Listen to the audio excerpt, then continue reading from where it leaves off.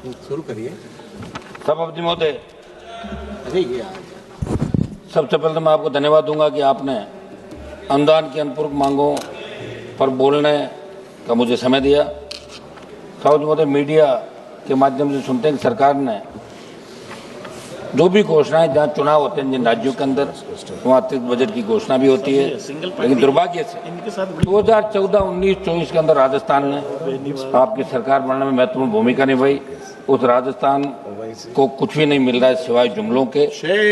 विशेष राज्य का दर्जा देने की हम लोग लगातार मांग कर रहे हैं और हम ऐसे प्रांत से आते हैं जहां आप पुराने किस्से कहानी भी सुनोगे कि किस तरह लोग 20-25 किलोमीटर तक सर पे किस तरह तालाबों से पानी लेके आते थे। वो परिस्थिति हमें राजस्थान से देखी। सबों में मेरा आग्रह है कि आप लोग विशेष रूप से जब वित्त मंत्री जवाब दे तो इन बातों का ध्यान रखें।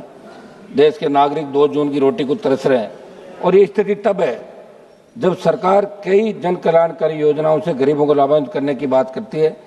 विशेषज्ञों का यह भी कहना है कि विगत 5 वर्षों में गरीबों की स्थिति यथास्थिति के अंदर है।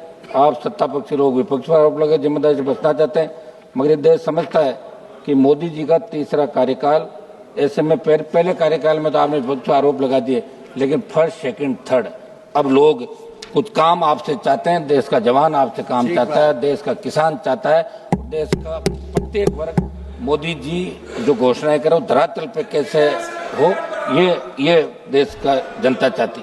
बेरोजगारी और भ्रष्टाचार, मोदी जी, वित्त मंत्री जी, सदन के माध्यम से बताना चाहता हूं, पिछले कुछ वर्षों में बेरोजगारी की समस्या के समाधान भाषण तो बहुत है इस सदन में भी और सदन के बाहर भी, लेकिन दुर्भाग्य से बेरोजगारी को रोकने के ठोस समाधान आप लोगों ने नहीं किए। खाली पद भरे हुए केंद्र की जितनी भी नौकरियां स्टेट की आप देख लीजिए।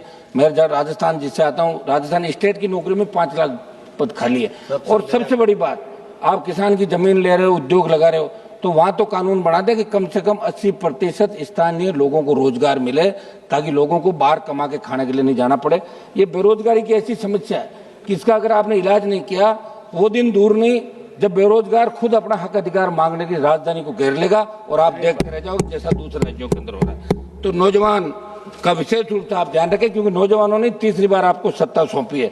नहीं तो आप विपक्ष पर आरोप लगाते लगाते कहीं खुद विपक्ष में नहीं बैठ जाओ। उर्वरकों की कमी से जूझता किसान। सभापति महोदय, अक्टूबर माह के एक समाचार में पढ़ रहा था, रबी सीजन के लिए भारत सरकार ने फॉस्फोरस और सल्फर उर्वरकों में सब्सिडी बढ़ा दी और किसानों को मूल्यवर्धित राहत देने के लिए 37,952 करोड़ रुपए आवंटित किए। मगर मैं बताना चाहता हूं कि चाहे रबी खरीफ किसानों को डीएपी और यूरिया समय पर मिलता ही नहीं, मांग के क्रम में आपूर्ति नहीं आती। मेरे राजस्थान में सरकार ने खाद की खरीद के लिए लाइन पे खड़े किसानों पर लाठीचार्ज किए। हमारे वहां के कृषि मंत्री जी जरूर अखबारों में छपने के लिए दौरे करने की बात कर रहे हैं, लेकिन दुर्भाग्य से किसान को यूरिया और डीएपी के लिए भी लाठियां खानी पड़ रही है। सभापति महोदय, मेरे राजस्थान के अंदर सरकार से मैं मांग करूंगा, करौली सवाई माधोपुर जिले की सीमा पर प्रस्तावित डूंगरी बांध निर्माण के विरोध में आंदोलन चल रहा है।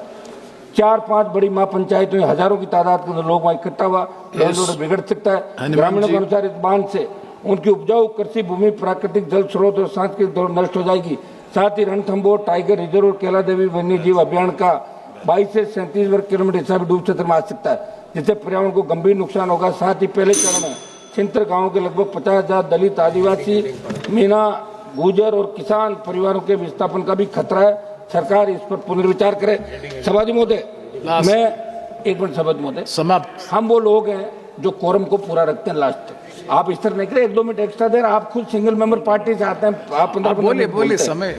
सभापति महोदय, एमएसपी को कानूनी दायरे में लाकर किसानों की कर्ज माफी की बात तो मैं कर रहा हूं कि किसान का संपूर्ण कर्जा माफ करे, एमएसपी खरीदो। आपने राइडर हटा दिया, पहले 25 क्विंटल खरीदते थे, अब 40 कर दिया, लेकिन टोकन जो है वो आपके नहीं हो रहे। और मैं राजस्थान का एक आंकड़ा बताऊंगा जिसमें 2,81,350 मेट्रिक टन मूंग में 42,000 मेट्रिक टन मूंगफली का अनुमानित उत्पादन हुआ। आप कहते हैं कि एमएसपी 25% जीन्स खरीदते हैं, लेकिन 10% आप कंक्लूडिंग रिमार्क्स एक सेंटेंस से कंक्लूड करो ना। थोड़ा पढ़ दो बस, हेडिंग। महंगाई को नियंत्रण करें साहब। तेल गैस किस तरह बढ़ रही है, किसानों के जो खनन पट्टे उनके खातेदारी के अंदर दिए जाए।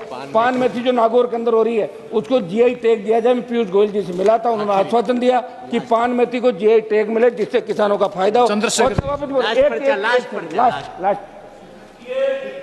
वापसी के जो मामले हो रहे हैं वित्त मंत्री जी, यहाँ स्टेट की जो डीएलसी है वो बहुत कम है और बाजार मूल्य जमीन का है 25 लाख और आप दे रहे हो डीएलसी से 5 गुना। मेरे वहाँ 35,000 डीएलसी है, 20,000 डीएलसी से 1 लाख मिलेगा। धन्यवाद, मेरी धन्यवाद। एक मिनट समाप्त तो करना था, समाप्त करो ना आप। एक सेकंड में ये बोल देता हूँ सर, ये लास्ट चंद्रशेखर जी प्लीज, एक सेकंड सर, समाप्त करना सर, मैं मांग करूंगा। नहीं समाप्त करेगा आप चंद्रशेखर जी। धन्यवाद सभापति जी। सदन के सभी सम्मानित सदस्यों को कंक्लूडिंग सेंटेंस आप कंक्लूड करो, विद एक सेंटेंस से कंक्लूड करो। चंद्रशेखर जी एक सेकंड एक सेकंड। मेरी मांग है सर कि नागौर में मेड़ता से पुष्कर रेलवे लाइन की बात करूं या नागौर के निकट भदवासी, मकोड़ी, बाला से घंटा पीरोनवासी गांव में आरएसएम में मैंने भूमि आवंटन के लिए गजट निकाला। किसानों की मंशा के खिलाफ ऐसे सैकड़ों उदाहरण मिल जाएंगे। लॉ एंड ऑर्डर बिगड़ सकता है। एथेनॉल फैक्ट्री के टाइम भी लाठीचार्ज हुआ। बोलिए चलिए आप, ये ठीक नहीं है। ये मेरी मांग है कि आप थोड़ा सा सुधार करें। चंद्रशेखर जी। धन्यवाद सभापति जी।